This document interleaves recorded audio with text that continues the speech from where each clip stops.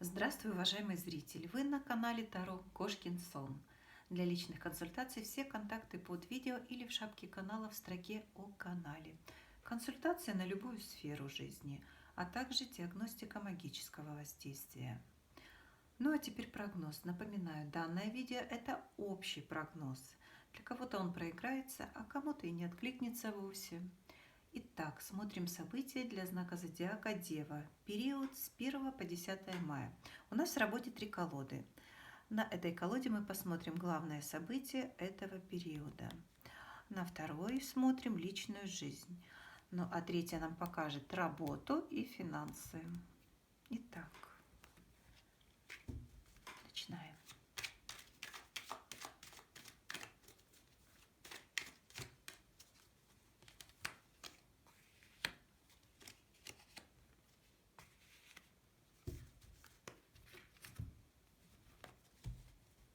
Личная жизнь.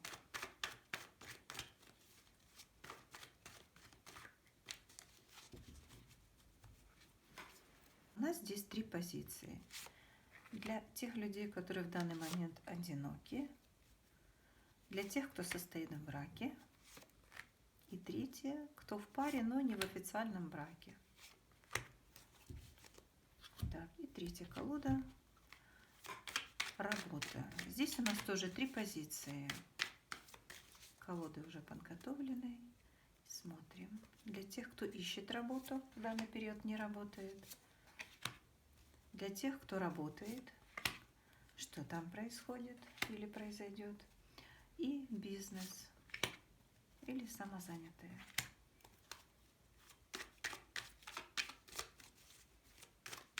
Так, и последний вопрос – это финансы.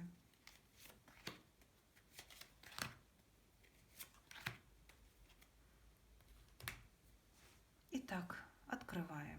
Знаете, у кого-то из вас был такой период, когда вы потеряли кого-то из родных или близких.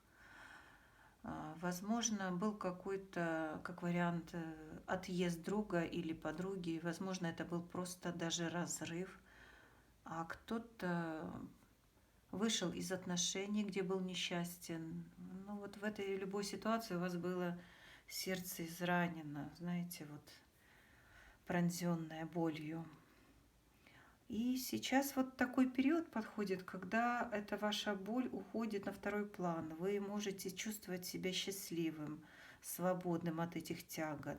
Почувствуете вот освобождение от всех этих негативных событий, которые были у вас в жизни. Просто можете вздохнуть прям с полной грудью. Будете себя чувствовать счастливым человеком. Возможно, это не на долгое время. И вот наступает период, когда у вас сердце будет спокойным. Освободитесь от этих всех гнетущих, печальных воспоминаний. Итак, следующая у нас позиция – личная жизнь. Ну, первое мы смотрим для тех людей, кто находится в данный момент без пары, один. Но здесь у вас, у некоторых, появляется шанс знакомства с человеком, таким духовным, возвышенным, может даже какой-то вот богемный, человек, который любит искусство, возможно, сам в этой сфере работает. И у вас завяжутся очень такие дружеские отношения. Если это дружеские, это будет у вас друг, подруга. Знаете, вот такой человек, которому вы можете позвонить в любое время дня и ночи. Он примчится к вам, поддержит, совет какой-то даст. Ну, в общем, можете поплакаться в жилетку. Вот такой человек, если это будет друг, выступать вам другом. Если же это рассматривается как партнер, но это тоже такой, знаете, чувственный, духовный человек с богатым внутренним миром. Здесь, если любовь, так любовь на всю жизнь. А знаете, как вариант, может кому-то попасться, наоборот, такой поверхностный, легкомысленный и эгоистичный тип. Ну вот здесь кому как повезет. Так, следующая позиция для людей, находящихся в браке. Но здесь у вас назревает какой-то семейный совет. Что-то вы будете обсуждать довольно так остро, много эмоций, прям искры летят. Возможно, будете выбирать сферу учебы, деятельности вашего ребенка, куда поступить, в какой институт, возможно, в какой детский сад, в какую школу отдать ребенка. В общем, здесь какие-то семейные могут быть вопросы. А возможно, вам придет в голову организовать свой бизнес. И здесь вы тоже начнете каждый свою позицию высказывать, принимать решения, что-то отстаивать свое. Вот знаете, здесь главное не разругаться, потому что каждый будет предлагать свое и настаивать на этом. И чтобы не получилось так, что уйдете, хлопните дверью и скажите, да идите вы к черту, делай, что хочешь. Ну, все-таки у вас будет шанс, если вы женщина такая деятельная, настойчивая, тогда вы отстоите свою точку зрения. Если же вы более мягкая, податливая, которая прислушивается к мнению мужа, к мнению ребенка, тогда вы примете сторону вашего партнера или сторону того, о ком ведется речь. Ну вот такая ситуация. Дальше смотрим отношения людей, которые в паре, но не в официальном браке. Ой, но здесь как-то, знаете, такая идиллия, все хорошо, все прекрасно, взаимопонимание. И тут раз и какая-то ссора на ровном месте. Довольно так неожиданно. Не знаю, что послужит причиной. Возможно, знаете, прочитайте какую-то переписку в телефоне или подслушайте какой-то разговор. Но, в общем, знаете, ссора получается, в принципе, на ровном месте, ниоткуда, неожиданно. Прям какой-то всплеск эмоций и все. Не хочу видеть, не хочу тебя слышать и знать. Ну вот ваша рассорка может продлиться довольно такое длительное время. Нельзя сказать, что буквально в скором времени вы помиритесь. Пройдет какое-то время, чтобы опять наладить отношения. Ну вот, личная жизнь. Прошли. Дальше смотрим. Третья позиция – работа. И на первом месте у нас люди, которые сейчас в данный момент не работают или ищут работу. Но знаете, здесь вот я вижу, что ну нет работы, ну и ладно, пока все нормально, хватает, подождем, не столь спешно это все можно делать. Какое-то время можно и посидеть, понаслаждаться домашним бытом, уютом.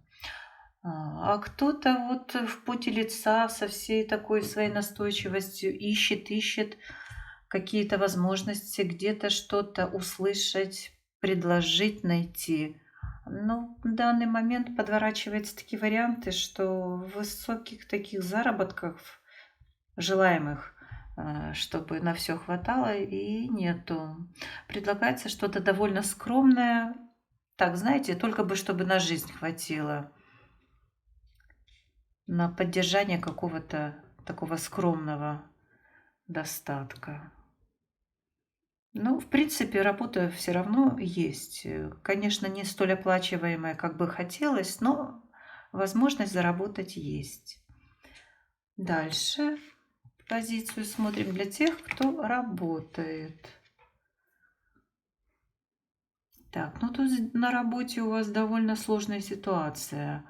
То ли вам дали слишком большой объем работы, то ли вы сами взвалили на себя довольно много. И вот сейчас сидите, анализируете и думаете, ой, что-то я могу тут не успеть. Этот начальник, нафига он мне столько всего навалил? Вот как мне теперь это все расхлебать? Или сами себя накручиваете. Вот нафига вот я схватил столько? Ну надо же было немножко поменьше. Ну вот зачем я это сделал? И возможно, что вы даже не успеете сделать тот объем работы или в те сроки, в которые вам это нужно сделать. Будет какой-то неприятный момент в работе. Не успели или не выполнили в полном объеме, что нужно было. Ну, ничего, на этом жизнь не кончается. Все бывает в работе. Бывает худо, бывает не очень. Ну, сейчас переживем этот момент. Пойдем дальше. Так, следующая позиция для людей, кто работает, у кого свой бизнес или самозанятые. Ну, здесь карты показывают, что у вас намечается какая-то поездка, возможно, даже не столь далекая, где-то по месту. Может, кому-то придется подальше уехать в какой-то город или область. И там вам нужно будет решить какие-то рабочие моменты. Может, что-то подписать, какие-то договоры, соглашения, обсудить какие-то моменты с поставщиками. А кто-то сейчас находится в поисках каких-то новых решений, переосмысливает работу, ищет новые возможности. Может быть, даже какой-то вид деятельности будет меняться. В общем, приспосабливайтесь под нынешние условия. Ну, знаете, идет работа, не стоит на месте, никакого болота, застоя здесь нет. И последняя позиция — финансы. Давайте вот так вот посмотрим.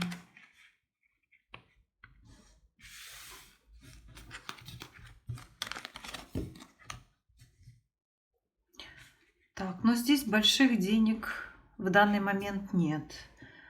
Но будут вот для женщин какие-то выплаты социальные, возможно, на деток, кому-то пособие по безработице. Что-то, какие-то выплаты вы получите от государства, от каких-то учреждений. И вот знаете, здесь нужно вам подумать и определиться, сделать такие приоритеты, на что вы можете в данный момент потратить эти деньги, а возможно, что-то нужно отложить и подождать. Главное, здесь вот есть соблазн потратить эти деньги на что-то не столь нужное и не на столь важное в данный момент. Но в целом, знаете, вот карты показывают, что здесь больше такой эмоциональный фон. Все-таки в жизни не все так плохо. Если дома, в семье, ну, в принципе, карты здесь показывают не столь материальное, сколько духовное. В семье вижу гармония, с детками вместе, с супругом, кто-то один. Но, знаете, никаких страхов, никаких самобичеваний здесь, к счастью, нет. Все ровно и гармонично. Ну вот таким был прогноз для знака зодиака Дева. Пишите свои комментарии, мне будет интересно их почитать. И до новых встреч!